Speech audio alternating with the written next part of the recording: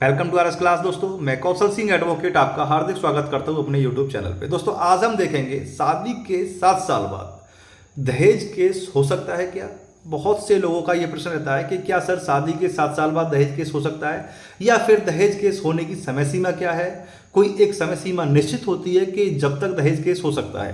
तो चलिए बहनों और भाइयों देखिए, शादी के 7 साल के भीतर ससुराल में अस्वाभाविक मौत दहेज हत्या नहीं है। ये भी एक बहुत ही इंपॉर्टेंट टॉपिक है कि अगर शादी के 7 साल के अंदर ससुराल में अगर जो बहू होती है वो अगर आत्महत्या कर लेती है तो क्या वो दहेज हत्या मानी जाएगी।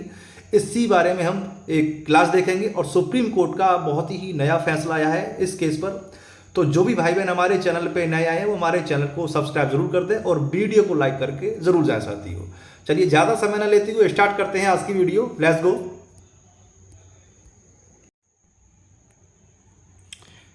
देखिए दोस्तों, दहेज का केस शादी के कितने साल तक लग सकता है। अक्सर ये क्वेश्चन रहता है कि सर शादी होने के बाद दहेज का केस कब तक लगा सकते हैं, क्या इसकी कोई समय सीमा होती है या फिर कोई समय निर्धारित होता है कि शादी के इतने साल तक दहेज का केस लग सकता है अन्यथा नहीं। चलिए दोस्तों जानते हैं। देखिए, दहेज के मामले को किसी भी समय दायर किया जा सकता है, इसकी कोई निर्धारित समय सीमा नहीं होती है। क्लियर हुई बात। इसकी कोई निर्धारित समय सीमा नहीं है, आप दहेज का केस कभी भी लगा सकती हो यदि आपको अभी भी क्रूरता और दहेज की मांगों का सामना करना पड़ रहा है। यानी ऐसी बात नहीं है कि 7 साल 8 साल 10 साल 15 साल, नहीं, कोई समय सीमा निर्धारित नहीं है। जब आपको परेशान किया जा रहा है, क्रूरता की जा रही है आपके साथ, तो आप कभी भी दहेज का केस लगा सकते हो। चलिए और जानते हैं और क्या कह रहा है। अब बात आ जाती है कि शादी के 7 साल के भीतर ससुराल में हर अस्वाभाविक मौत दहेज हत्या नहीं है। यानी हर अस्वाभाविक मौत दहेज हत्या नहीं है। जाने सुप्रीम कोर्ट को क्या फैसला सुनाया है। यानी अगर शादी से पहले अगर जो घर में बहू होती है उसकी अगर हत्या हो जाती है तो अक्सर करके उस पर 304 भी लग जाता है, यानी दहेज हत्या लग जाता है। लेकिन इसमें कह रहा है सुप्रीम कोर्ट ने एक फैसला दिया है हाल ही में कि अस्वाभाविक मौत दहेज हत्या नहीं है। जानते हैं कैसे। देखिए, कोर्ट ने दहेज से जुड़े एक मामले की सुनवाई करते हुए महत्वपूर्ण फैसला सुनाया है। शीर्ष अदालत ने कहा कि यदि मौत का कारण पता नहीं हो पाता तो शादी के 7 साल के भीतर ससुराल में अस्वाभाविक मौत को दहेज हत्या नहीं माना जा सकता।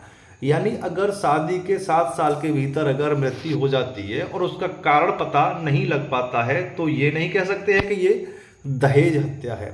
जस्टिस उभय एस ओका और जस्टिस राजेश बिंदल की पीठ ने इस मामले में आरोपी को बरी किया है।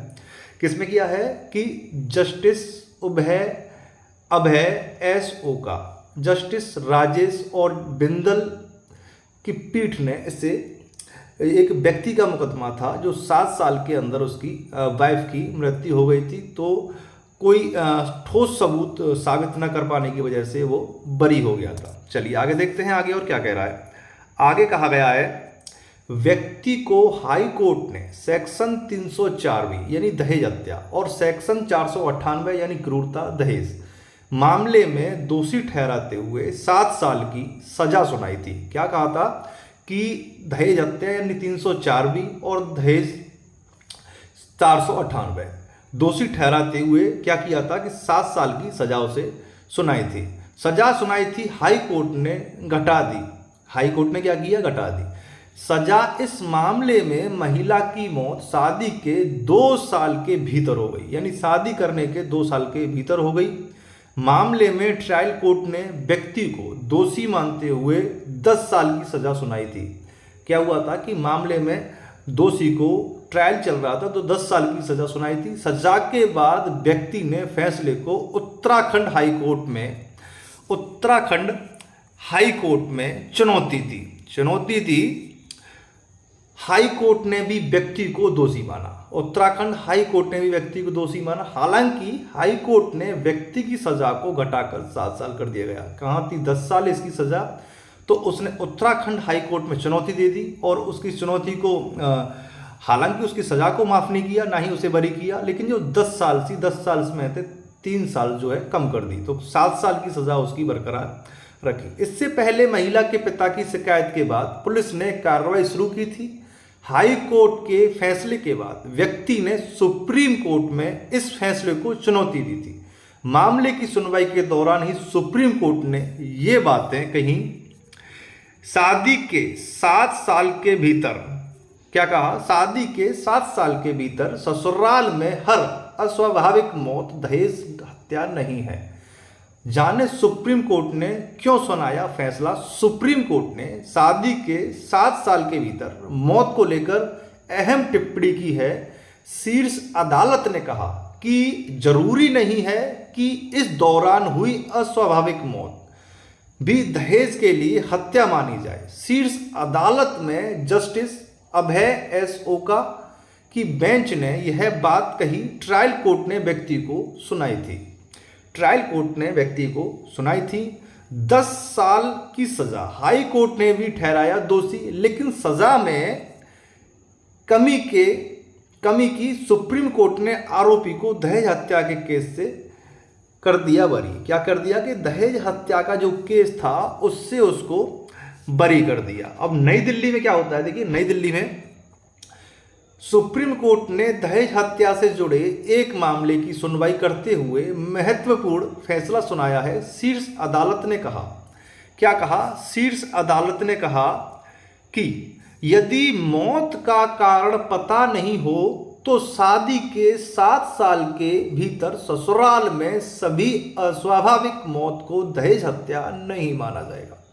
क्या कह रहा है, जरा गौर से सुनिएगा और ध्यान दीजिएगा कि ये बहुत ही इंपॉर्टेंट क्लास चल रही है आपकी आज। ये दहेज हत्या नहीं माना जाएगा। जस्टिस अभय एस ओका और जस्टिस राजेश बिंदल की पीठ ने इस मामले में आरोपी को बरी कर दिया। व्यक्ति को हाई कोर्ट ने सेक्शन 304 यानी दहेज हत्या और सेक्शन 498 एक क्रूरता के मामले में दोषी ठहराते हुए 7 साल की सजा सुनाई थी। देखिए सुप्रीम कोर्ट ने क्या कहा कि बयान से नहीं होता है साबित।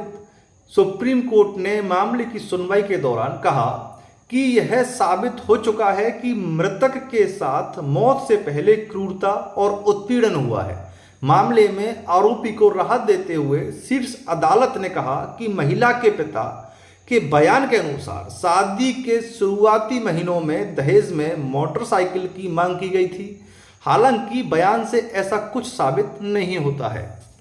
आगे क्या कहा गया है, आगे कहा गया है कि मौत से तुरंत पहले इस तरह की कोई मांग की गई हो। रिपोर्ट के अनुसार महिला की शादी 1993 में हुई थी।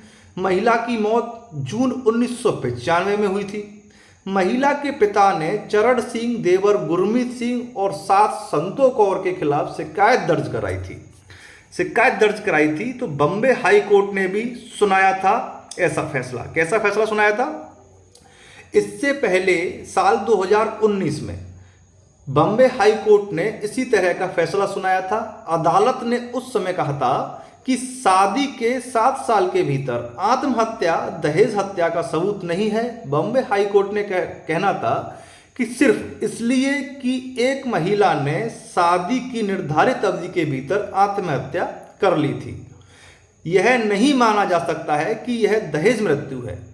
अदालत ने 21 साल पहले अपनी पत्नी की मौत के मामले में एक व्यक्ति को बरी करने का फैसला किया। तो साथियों आज की क्लास आपको कैसी लगी? बहुत ही इंपॉर्टेंट क्लास थी ये महिलाओं के लिए और जितने भी जेंट्स हैं उनके लिए भी।